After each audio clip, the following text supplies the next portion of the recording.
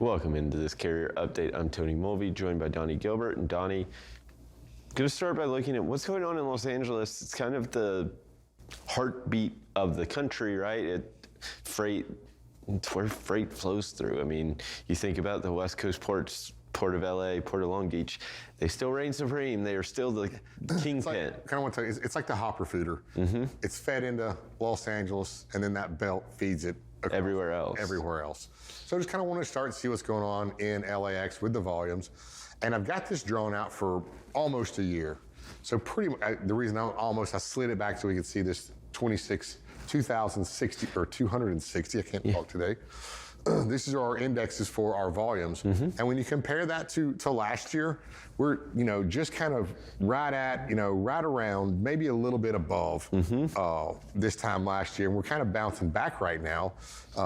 And so it looks a little bit better January, February 2024 than what we saw in 2020. What you're going to see is that we will be above it come couple days from now, and then it'll prolong itself into February. Why? Because Lunar New Year last year was right now. It is February 10th this year. So that cycle where you see this big dip that probably associated with Lunar New Year, timing adds up, is going to be later. Thus, we'll be above 2023 levels. I gotta remember, we're now in 2024. Lunar New Year in 2023 was very early, the earliest it could be. Yeah, it was kind of like Thanksgiving on that last Thursday for us. That last Thursday can be the 30th, or sometimes this year was very, very early. So we're going to have this one now at the latest point, right? Yeah, it's February 10th is the date. We have quite a swing, so be careful when comparing on that. Yes. But right now, I believe that the hopper feeder here is doing a little bit better than normal. So bring that into what I was going to kind of talk about today is a little bit of rail. If we look at total outbound rail volumes, now this is loaded, unloaded. Of course, there shouldn't be really a lot of empties leaving LAX. Yeah, it's everything. Loaded, unloaded, domestic, international. So the entire intermodal market. And comparing apples to apples, the same thing, around this end of February of last year, 4th week of January, we're quite a bit higher for LAX. So we're seeing the volumes leaving there. Now, my argument today is maybe of somewhat of where they're going. Go to the next one here. I'm going to compare it to, go ahead and go back. I'm going to compare it to the U.S. Right now, U.S. total outbound just barely above. Yeah. Not this effect. Of course, there's a lot that comes off the East Coast and Central. So here, we have a little bit of an effect, but not much on the total outbound, which means somebody's lower somewhere. We go and look at where the inbound possibly is, and I chose to look at Chicago. Why?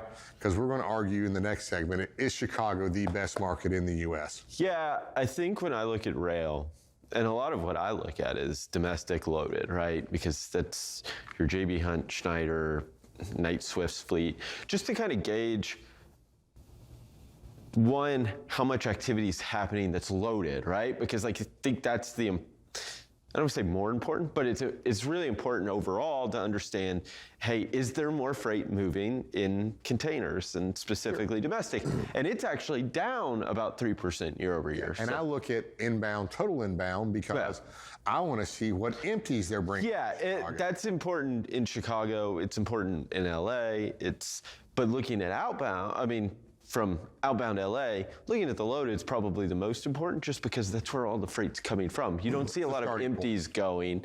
They go to Chicago and then they're emptied and then they're either loaded or they're sent back empty to your LAs, your Savannahs, your New York, New Jersey. They're being sent to Chicago too, which is, you got to think, if they're being sent there, there's a reason. They're going to be loaded. So when we come back, we'll look at Chicago, and I'm going to argue that Chicago was the best market of 2023, and this is where I want to keep my trucks around if I were a carrier in 2024. Yeah, absolutely. Well, Donny, thank you so much for this update. We'll be sure to check in with you again a little later. Right now, we'll hand it back over to Kaylee Nix.